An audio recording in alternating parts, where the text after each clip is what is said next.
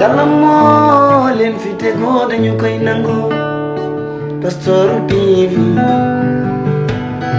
Pastoor TV lu ngeen dugg dafay baax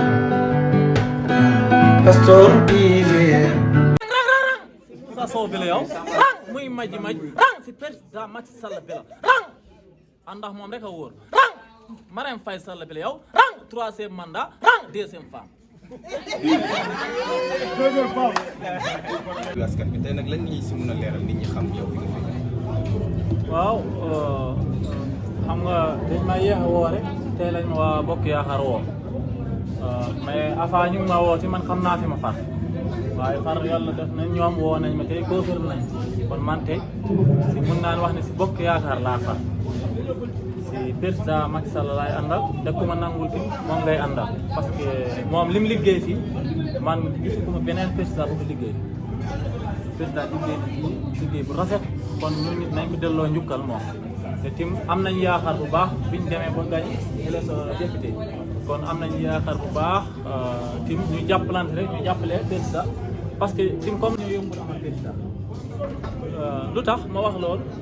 te keneen ku ñëw tim ñu commencé ko ngañ waaye wallaahi asi wallaahi fii laa ko waxee président Macky Sall lu mu liggéey fii mënuñu am beneen président bu koy liggéey billaahi man maa wax fii tim deuxièmement tim ñu jàppale Moussa Sow mi parce que moom jàppale na Macky Sall ak Samba Ndiobène ministre Samba Ndiobène kooku it ku def effort la si wàllu Macky Sall ak Moussa Sow mi ak wàllu dëkkam fi mu dëkk la bëggal parce que ñu ñoo gagné foofu man Linguère laa dégg affaire Jolof laa dégg Linguère mooy suñu département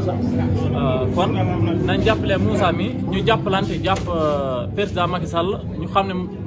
moom rek mooy président boo xam ne moo wóor jamono yi ñu toll nii lim liggéey moom rek moo ko liggéey buñ chrétien naa danañ ko gis li laa koy waxee.